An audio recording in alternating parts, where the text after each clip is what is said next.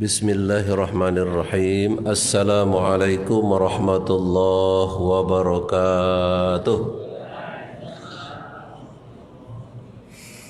Alhamdulillah wa syukrulillah wa la hawla wa la quwwata illa billah. Ashhadu an la ilaha illallah wahdahu la syarikalah wa ashhadu anna Muhammadan abduhu wa rasuluh sallallahu alaihi wasallama la nabiyya ba'dah. Rabbi shrah li sadri wa yassir li amri wahlul 'uqdatam min lisani yafqahu qawli, amma ba'd. Orang tua-tua kami yang kami hormati, yang kami muliakan, selanjutnya Ketua beserta segenap pengurus Masjid At-Thayyibah, seluruh jamaah kaum muslimin dan muslimat, hadirin dan hadirat sekalian, yang semoga kita senantiasa dimuliakan dan diberkahi oleh Allah Subhanahu wa taala. Mari kita mengucapkan puji dan syukur kepada Allah Subhanahu wa taala dengan mengucapkan alhamdulillahi rabbil alamin. Malam ini kita dapat hadir kembali di Masjid At-Thayyibah. Pertama-tama adalah dalam rangka melaksanakan solat fardu maghrib secara berjamaah. Dan insya Allah Bapak Ibu sekalian, kita tunggu sebentar lagi datangnya waktu solat fardu isya. Karena kita ini mau berazam, azam kita kalau kita ada di rumah badan sehat walafiat, apabila datang panggilan menunaikan solat fardu, insya Allah kita tunaikan dalam keadaan berjamaah. Kata Nabi, solatul jamaah afdal min solatil faz bisab'in wa ishrina darajah. Menunaikan solat berjamaah pasti lebih afdal daripada solat sendiri sampai 27 kali darjat. 5 kali 27 sama dengan 135. Pastilah 135 itu tidak sama dengan 5. Karena kalau kita kerjakan sholat sendiri di rumah sah. Tak ada yang mengatakan tidak sah, tapi kita ketinggalan fadilat yang 27 darjat. Karena kalau satu hari 135, Bapak Ibu sekalian, satu bulan banyak itu, 135 kali sekian Bapak Ibu sekalian. Maka jamaah dimuliakan Allah Subhanahu wa taala, berazamlah kita di dalam hati, apabila datang panggilan solat fardu, kita hendaknya dapat menunaikan solat itu di masjid. Allahumma salli wa sallim wa barik ala hazan nabiyil karim. Salawat dan salam kita ucapkan banyak-banyak kepada junjungan kita yang mulia, Nabi kita tercinta, Nabi besar Muhammad sallallahu alaihi wa alihi wasallam. Allahumma salli ala Muhammad wa ala alihi wa sahbihi ajma'in. Malam ini Bapak Ibu sekalian, kita beri judul pengajian kita, ada 4 hal yang harus kita perhatikan agar kita mendapatkan hidup yang bahagia. Jadi judulnya sederhana, ada 4 hal yang harus kita perhatikan agar kita mendapatkan hidup yang bahagia. Pertama, jamaah, yang harus kita perhatikan itu adalah menahan lidah. Apa Bu? Menahan lidah. Jadi rupanya menahan lidah ini penting untuk bisa mendapatkan kebahagiaan bagi seseorang. Karena jamaah dimuliakan Allah, apa yang diucapkan oleh lidah kita tidak ada yang bisa lepas daripada pertanggungjawaban. Nggak bisa lepas. Sampai-sampai Allah bilang dalam Al-Quran, ma yalfizu min qawlin illa ladaihi raqibun atid. Apa yang diucapkan oleh lidah Kata Allah Subhanahu wa taala, di samping kiri kanannya pasti di situ ada malaikat raqib dan atid yang dia mencatat. Itu makanya jemaah dimuliakan Allah, apabila kita akan mengucapkan sesuatu, kita ingat-ingat betul, ini kira-kira ada manfaat tidak?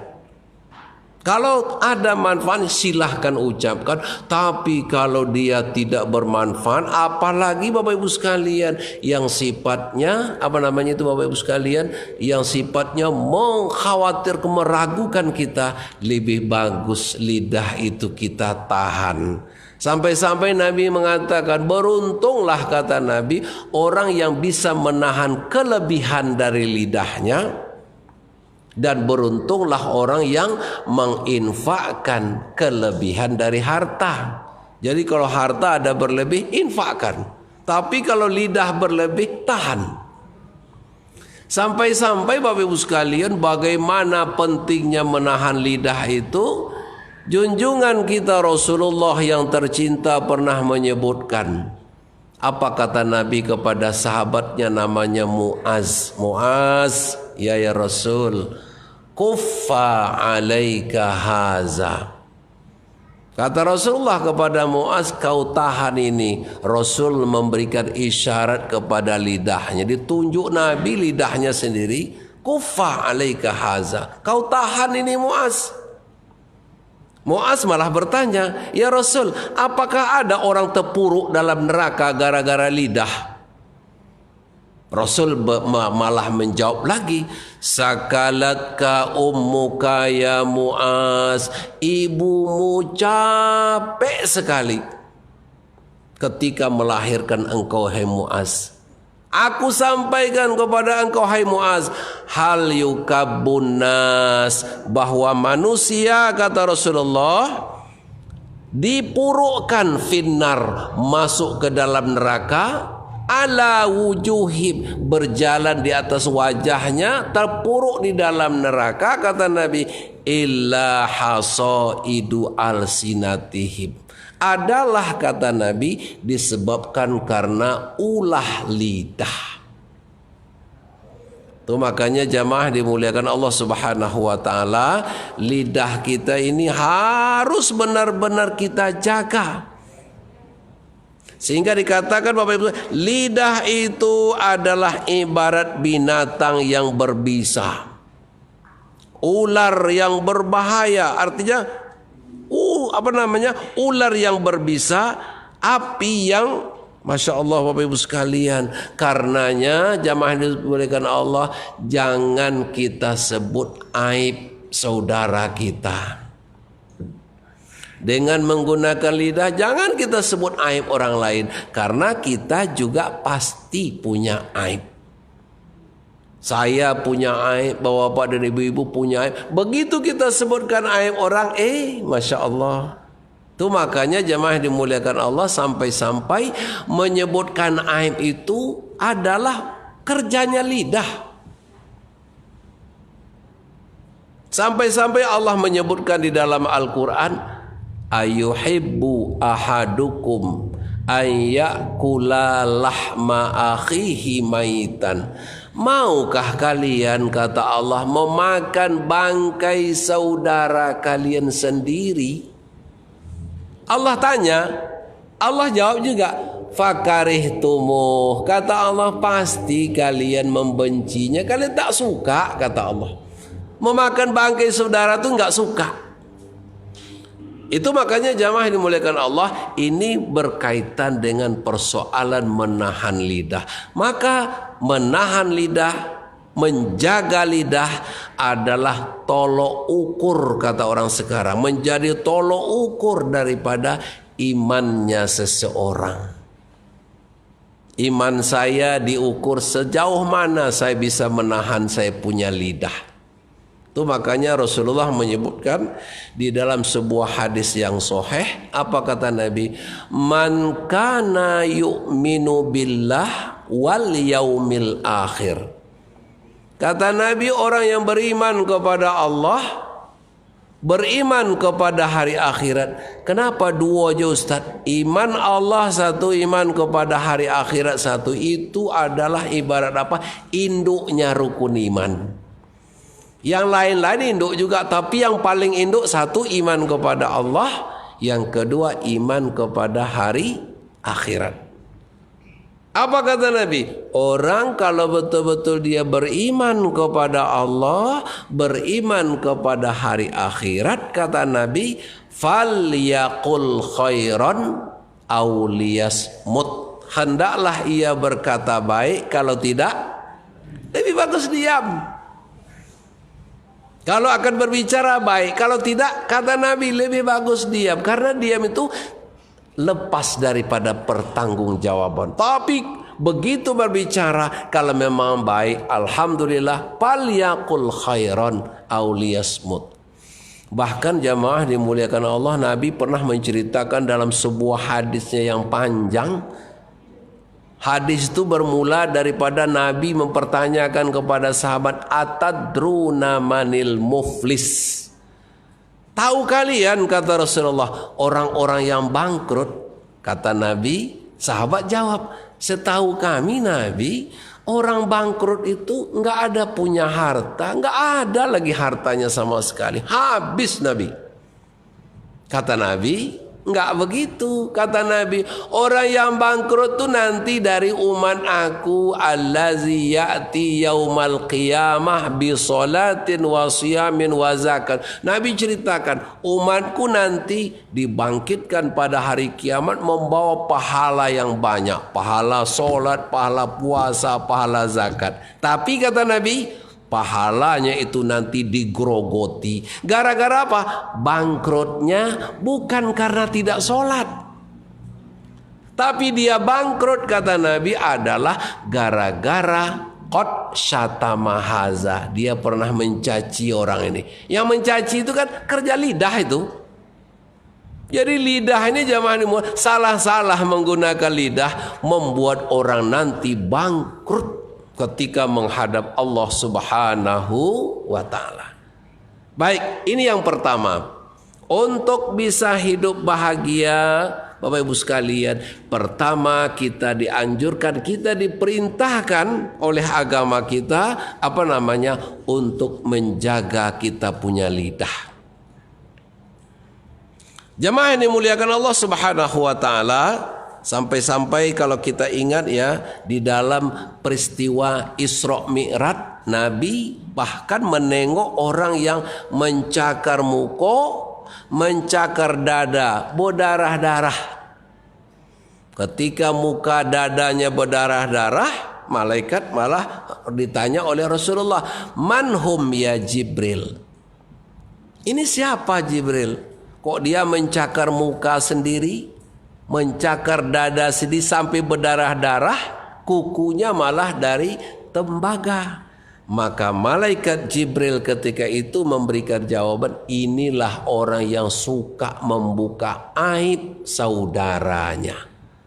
Maka jemaah yang dimuliakan Allah, hati-hati kita membukakan aib saudara kita, kawan-kawan kita. Ini ya, kita ini jamaah yang hadir nih, pastilah yang banyak kita ceritakan adalah di antara kita-kita juga. Ibu-ibu di sini pastilah ya Bu ya, takkan menceritakan ibu-ibu yang disuka jadi ya Bu ya. Pastilah tetangga kita juga. Yang kita ceritakan, yang jiran-jiran tetangga kita, sesama jamaah kita. Maka Bapak, hati-hati kita menggunakan lidah agar kita mendapatkan hidup yang bahagia dan hidup yang tenang. Yang kedua jamaah dimuliakan Allah Subhanahu wa ta'ala, untuk mendapatkan hidup bahagia yang kedua adalah suka menginfakkan harta untuk kebaikan. Nah ini udah biasa ini.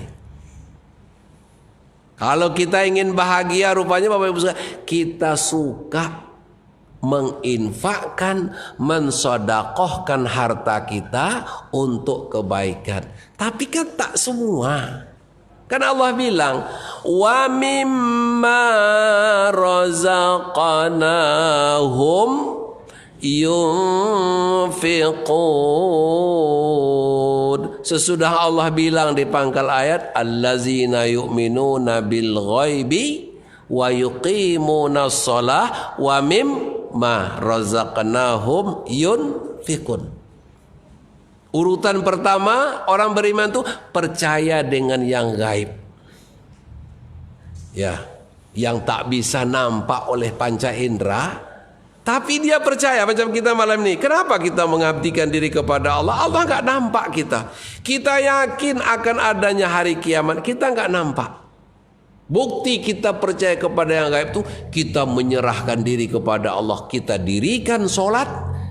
Wa mimma razaqnahum yunfiqun. Sebahagian dari rezeki yang Allah berikan rezeki, jadi tidak semua kita infakkan. Kenapa kita infakkan? Bapak Ibu sekalian, rupanya berinfak pasti menjadi keperluan kita, pasti menjadi kesenangan kita. Bahkan Pak, dalam ayat yang selalu kita baca itu ya, Pak Imam kita juga selalu membaca ayat itu, anfiqu mimma razaqnakum min qabli ayyatiya ahadakumul maut. Itu kan indah sekali. Anfiqu, Allah bilang berinfaklah kalian, min qabli, dari sebelum, ayyatiya, sebelum datang kepada kalian, kepada salah seorang kalian, al-maut, sebelum datang kematian. Berinfak sebelum datang mati. Kalau nanti sudah datang mati, apa kata Allah? Bapak Ibu sekalian, orang itu akan bilang kepada Allah, Rabbi, Tuhan, laula akhartani ila ajalin qarib. Bagaimana ya Allah, kenapa tidak engkau tunda kematianku? Ila ajalin qarib, sedikit jadilah ya Allah. Enggak usah banyak, tambah umurku agak 1 saat, kalau bisa agak 1 hari. Tapi jadwal dia dah tahu, jadwal kematiannya dia sudah tahu. Bapak Ibu sekalian, dia minta, Rabbi laula akhartani, Rob, kenapa tidak ditambah ajalku? Tunda ajalku ya Allah, sedikit jadilah. Laula akhartani ila ajalin qarib, kalau engkau tambah ajalku, engkau tambah ya Allah, sedikit jadilah. Fa asaddaqa wa akum minas solihin. Ada 2 di situ. Aku nih ya Allah, kalau engkau tambah umurku, aku akan bersedekah. Aku akan berbuat soleh kalau engkau tambah umurku ya Allah. Tapi apa ketentuan dari Allah? Walan yuakhirallahu nafsan iza jaa ajaluha. Dalam kaidah bahasa Arab Bapak Ibu sekalian, ada lam, ada lan. Walan yuakhirallah, lan di situ pengertiannya, kalau lam kan lam yalid walam yulad, tidak beranak, tidak diperanakkan. Tapi kalau lan, la yuakhirallah, sekali-kali tidak akan dilambatkan oleh Allah. Wala yuakhirallahu, apa ujungnya Pak? Wala yuakhirallahu nafsan iza jaa ajaluha. Tak dilambatkan Allah lah Bapak Ibu sekalian, nyawa seseorang itu, ajal seseorang itu apabila jadwalnya sudah sampai. Macam kita malam ini Bapak Ibu sekalian, yang sudah sampai 60, mudah-mudahan berharaplah sampai 70. Yang sudah 70, kalau dapat 75 Pak ya. Tapi antara 70 dengan 75 itu enggak panjang juga waktunya dong. Sebentarnya itu, Masya Allah Bapak Ibu sekalian. Tapi ya Masya Allah Bapak Ibu, kita ini bersyukurlah ya. Tapi ingat itu tadi, rupanya yang sangat kita harapkan pada saat masa kematian kita mau bersedekah. Fa'asaddaqa, aku akan bersedekah ya Allah. Rupanya sedekah itu hal yang sangat menyenangkan seseorang, membahagiakan seseorang. Itu sebabnya jamaah dimuliakan Allah, Nabi menjelaskan rinci sekali. Sedekah itu kata Nabi, iza kharajat min yadi sahibiha, apabila sedekah itu keluar dari yang bersedekah, sebelum dia jatuh ke tangan orang tempat bersedekah atau lembaga penerima, taqa'u fi yadillah, dia langsung jatuh dulu ke tangan Allah. Kita meletakkan infak Bapak Ibu di dalam kotak, sebelum dia jatuh kepada kotak itu, dia jatuh dulu ke tangan Allah. Bahkan kata Nabi, fatatakallama bi khamsi kalimatin, sedekah itu bercakap ada 5 poin, ada 5 hal yang dicakapkan oleh sedekah. Yang pertama apa kata sedekah? Kuntu saghiran, aku ini kecil, fakabbartani, engkau besarkan aku. Berapalah 10.000, 20.000 atau 50, enggak berapa-apa itu. Aku ini kecil, fakabbartani, engkau besarkan aku. Dengan sedekah aku jadi besar, kata sedekah. Kuntu qalilan fakasartani, aku pada mulanya sedikit, tapi engkau banyakkan aku. Sedikit pula, tapi begitu disedekahkan, kata sedekah aku jadi banyak. Wa kuntu aduwan fa ahbabtani, pada mulanya kata sedekah aku ni jadi musuh engkau. Jadi musuh Pak. Tapi begitu engkau sedekahkan aku, fa ahbabtani, engkau menjadi teman, menjadi kekasihku. Kuntu aduwan, apa tadi? Kuntu fanian, aku pada mulanya fana, akan habis begitu saja. Fa'abqaitani, maka dengan sedekah engkau kekalkan aku. Yang kelima, kuntu harisak, aku semulanya engkau yang menjaga. Fal ana sirtu harisaka, tapi sekarang begitu aku disedekahkan, akulah yang akan menjaga engkau. Hebat ya. Sedekah menjaga. Sedekah menjadi obat. Obatilah orang-orang yang sakit di antara kalian, kata Nabi, dengan cara bersedekah. Ahsinu amwalakum bisadaqah, bentengilah harta-harta kalian dengan cara sedekah. Maka jemaah yang dimuliakan Allah, inilah yang kedua yang dipesankan oleh agama kita untuk hidup bahagia, rajin bersedekah. Bukan banyaknya, tapi rutinnya bersedekah itu. Pagi-pagi kita sudah bersedekah, kita akan dapatkan doa dari 2 malaikat. Nabi bilang, redaksi doa malaikat itu pun disebutkan dalam hadisnya. Apa kata Nabi? Seseorang kalau pagi-pagi dia sudah bersedekah, kata Nabi, apa kata malaikat mendoakan orang itu? Allahumma ya Allah, a'ti munfiqan khalafan. A'ti itu bahasa kitanya, berikan ya Allah orang yang berinfak ini, bapak ini, ibu yang berinfak ini, ya Allah, bukan soal banyaknya. Kalau bisa banyak lebih bagus, tapi bukan banyak yang disebutkan di situ. Sampai-sampai Nabi kan menyebutkan, ittaqun nar walau bisyiqqi tamroh.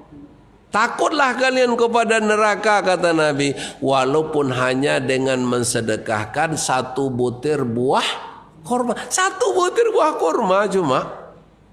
Tapi karena rasa takut kepada Allah, takut dengan neraka Allah. Jamaah dimuliakan Allah Subhanahu wa taala. Itu yang kedua. Yang pertama tadi menjaga lidah. Yang kedua rajin suka berinfak, mendatangkan kebahagiaan di dalam hidup. Yang ketiga, Bapak Ibu sekalian, untuk mendatangkan bahagia di dalam hidup, yang ketiga adalah rajin beristighfar. Rajin ngapa, Bu? Rajin beristighfar, suka beristighfar. Istighfar itu artinya apa? Meminta ampun. Kita ini sadar, araftu zambi, aku tahu ya Allah, dosaku banyak. Jadi kalau ditanya kenapa kita rajin beristighfar, harus banyak beristighfar, jamaah dimuliakan Allah, tidak ada yang bisa lepas daripada yang namanya maksiat. Nggak bisa lepas daripada yang namanya dosa. Kita mengatakan kita tidak ada dosa, bahkan Bapak Ibu sekalian nggak kita sadari sesungguhnya kita ini ada dosa. Kadang-kadang dosa itu dari mata, kadang-kadang dosa dari telinga, kadang-kadang Masya Allah dosa dari lidah macam tadi. Maka obat mujarab yang diberikan oleh agama kita yang menyadari bahwa kita tidak lepas daripada dosa itu adalah dengan istighfar. Ada tambahan situ berdasarkan ghafaro alif simta, artinya apa? Meminta ampun. Silahkan menggunakan kalimat istighfar Bapak Ibu sekalian dengan istighfar yang pendek. Astaghfirullahalazim. Boleh? Ada yang pakai istighfarnya Nabi Adam, Rabbana zalamna anfusana wa illam taghfir lana wa tarhamna lanakunanna minal khasirin. Boleh. Atau istighfarnya Nabi Yunus, Rabb la ilaha illa anta subhanak inni kuntu minaz zalimin. Artinya Pak, menyadari aku ini banyak bikin dosa ya Allah. Rasa kesadaran ini luar biasa. Nabi Yunus saja mengakui dia, inni kuntu minaz zalimin. Rob, akulah yang salah ya Allah. Engkau berikan hukuman kepadaku sampai aku masuk ke dalam perut ikan. Aku yang salah. Inni kuntu minaz zalimin. Sampai-sampai Nabi kita tercinta mengajarkan sebuah yang namanya Sayyidul Istighfar. Saya yakin kita-kita ini banyak yang hafal dengan Sayyidul Istighfar. Allahumma anta rabbi. Ya Rabb, engkau sajalah Tuhanku. La ilaha illa anta. Tidak ada Tuhan melainkan engkau ya Allah. La ilaha illa anta khalaqtani wa ana abduk. Engkau yang menciptakan aku dan aku ini hambamu ya Allah. Itu pengakuan. Wa ana abduka wa ana ala ahdika wa wa'dika mastata'tu abu'u laka bi ni'matika alayya. Aku berserah, banyak betul nikmat Engkau berikan kepada aku ya Allah. Jantungku bisa berdenyut, paru-paruku bisa bekerja. Walaupun di musim corona ya Bu ya, kita masih sehat, alhamdulillah. Engkau wajib memberikan nikmat yang banyak kepada. Wa abu'u bi zambi. Aku berserah diri kepadamu ya Allah, banyaknya dosaku. Fa innahu la yaghfiruz dzunuba illa anta Rabb. Tidak ada yang memberikan keampunan terhadap dosaku ya Allah kecuali hanya Engkau. Jadi istighfar penyelesaian terhadap dosa-dosa. Sehingga Nabi menyebutkan setiap sesuatu itu punya alat mengkilap. Kalau kita ingin mengkilapkan misalnya Bapak Ibu sekalian, alat-alat yang kita punya ada yang dikilapkan dengan sabun, ada yang pakai bros. Tapi kata Nabi, untuk mengkilapkan hati adalah istighfar. Karena setiap dosa yang masuk, nuqtatan sauda, ada bintik hitam. Tambah lagi bintik hitamnya. Tambah lagi dosa, Masya Allah, datang lagi bintik hitam. Jangan sampai main toko. Kalau pakai toko bintik hitam hilang payah. Makanya rupanya dengan istighfar, Bapak Ibu sekalian, dosa-dosa yang ada itu semakin dia bisa dilebur dengan istighfar. Maka jamaah ini muliakan Allah, betul lah ya, istighfar adalah merupakan, Bapak Ibu sekalian, salah satu cara, bukan istighfar saja, merupakan salah satu cara untuk mendapatkan hidup bahagia dengan istighfar. Itu makanya selalu astaghfirullah rabbal baraya, astaghfirullah minal khataya. Tapi ingat Bapak Ibu yang dimuliakan Allah, orang yang suka istighfar pastilah dimusuh oleh syaitan. Sekarang kita tanya aja diri kita, suka dimusuh syaitan atau disayang syaitan? Pastilah suka dimusuh syaitan, Pak ya. Karena orang kalau dimusuh syaitan, disayang Allah. Tapi kalau sempat disayang syaitan, dibenci Allah. Itu aja kebalikannya. Kita ini pastilah senang jadi musuhnya syaitan. Bapak Ibu sekalian yang dimuliakan Allah Subhanahu wa taala. Itu yang ketiga. Pertama, menjaga lidah. Yang kedua, suka berinfak.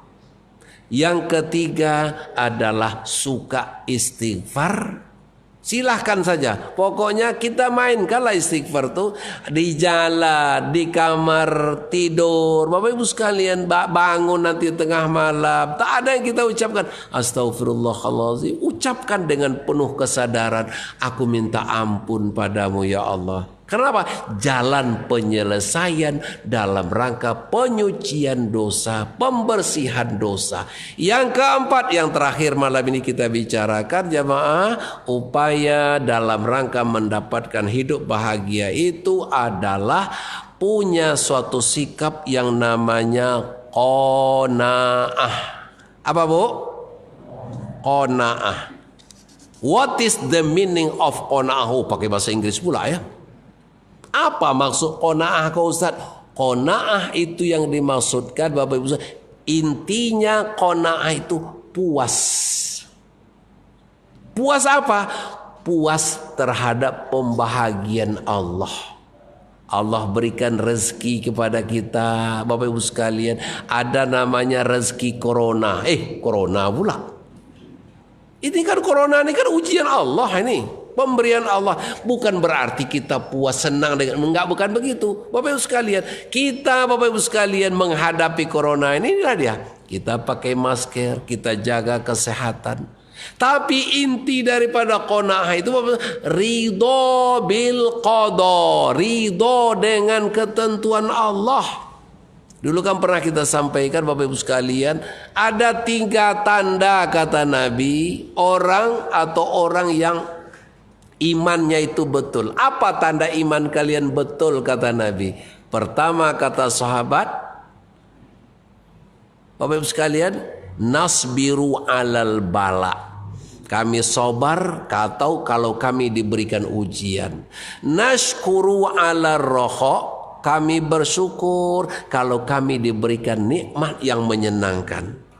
Yang ketiga, nardo bil qada. Kami ridho dengan ketentuan-ketentuan Allah. Makanya kita pada waktu subuh tuh kalau yang pakai kunut, Pak, kita baca tuh fa innaka taqdi wala yuqda alaik. Engkau yang menentukan ya Allah, enggak kami. Engkau tidak ditentukan, engkau yang menentukan ya Allah. Sampai jamaah dimuliakan Allah, dalam soal rezeki pastilah Allah yang menentukan. Itu makanya kita kalau menengok ada orang rezekinya lebih, jangan, artinya Bapak, jangan ada rasa hasad. Kenapa? Kalau kita rasa hasad, ada hasad terhadap orang yang dilebihkan rezekinya, berarti kita benci kepada Allah. Tak puas dengan kebijakan Allah. Kenapa? Soal rezeki adalah kebijakan Allah. Maka orang yang punya sikap qanaah itulah mereka-mereka yang puas menerima rezeki yang diberikan Allah. Senang dengan pembahagian yang Allah bagikan kepada dia. Ya Bu ya, biarlah rezeki kita banyak asalkan berkah. Tapi kalau tidak banyak ya sesuai dengan yang diberikan Allah lah. Karena Bapak Ibu sekalian, rezeki yang diberikan oleh Allah menurut kita itu sekarang sedikit, tapi menurut Allah itulah yang lebih pantas buat kita. Jadi jangan ada kesal, kenapa orang itu dilebihkan? Enggak. Bapak Ibu sekalian, itu kita ridho, puas, warda bima qasamallahu lak. Kata Nabi dalam suatu hadis, ridholah dengan pemberian dari Allah Subhanahu wa taala. Itu kata Nabi, takun aghnan nas. Engkau akan menjadi manusia yang paling kaya.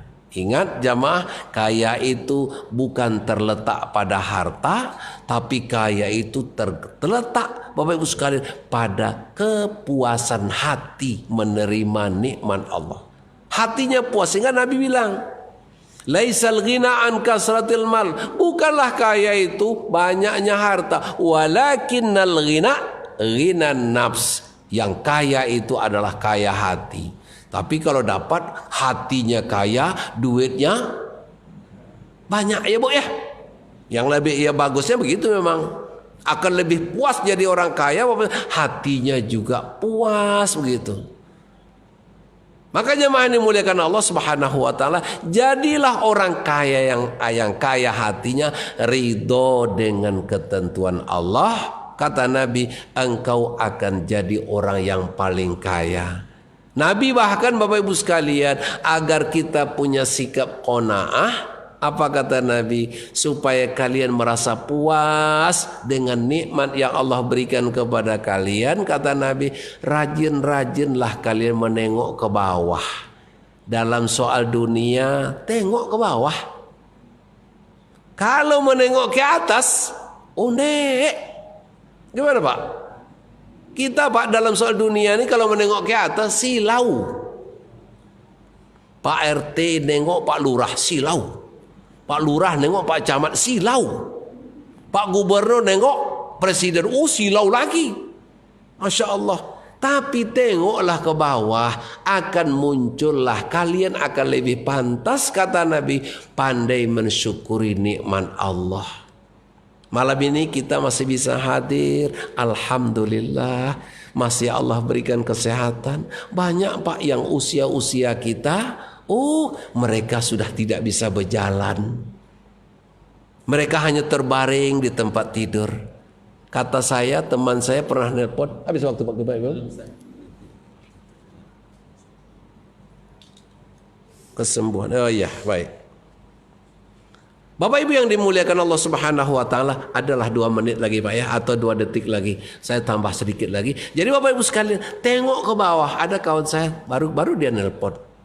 Gimana Pak, katanya dengan saya, alhamdulillah saya sekarang tak bisa berjalan. Kalau nak buang air pun ke tempat itu tuh, saya harus diangkat oleh anak saya.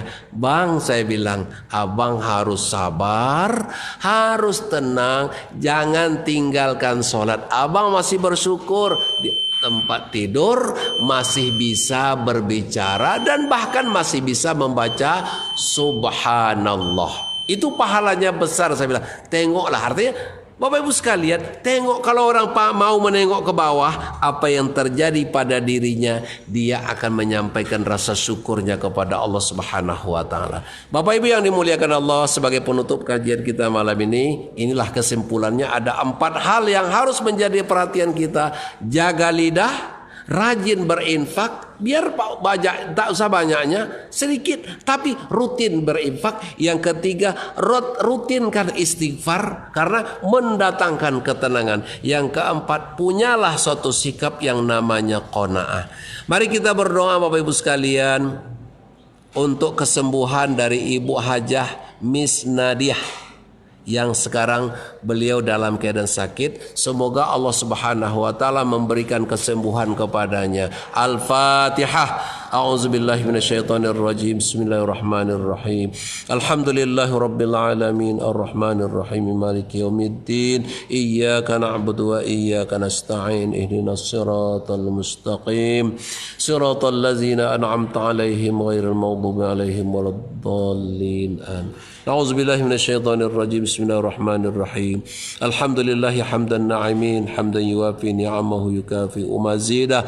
Allahumma salli wa sallim wa barik ala hadzal nabiyil karim war rasulil azim nabiyyina Muhammadinil amin wa ala alihi wa sahbihi ajma'in. Rabbana ighfir lana dzunubana wa liwalidina. Ampuni kami dan ibu bapa kami ya Allah, datuk nenek kami ya Allah ya arhamar rahimin.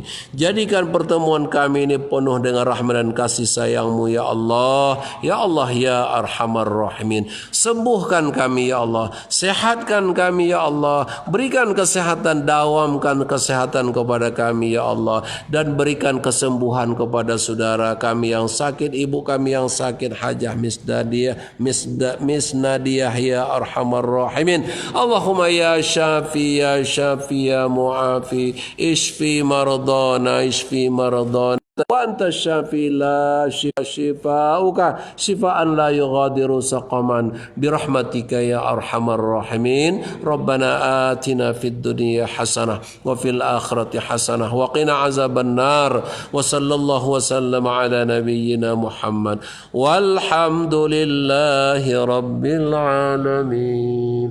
Taqabbalallahu minkum minna wa minkum taqabbal ya karim. Lebih dan kurang mohon maaf. Sikum wa nafsi bitaqwallah. Assalamualaikum warahmatullahi wabarakatuh.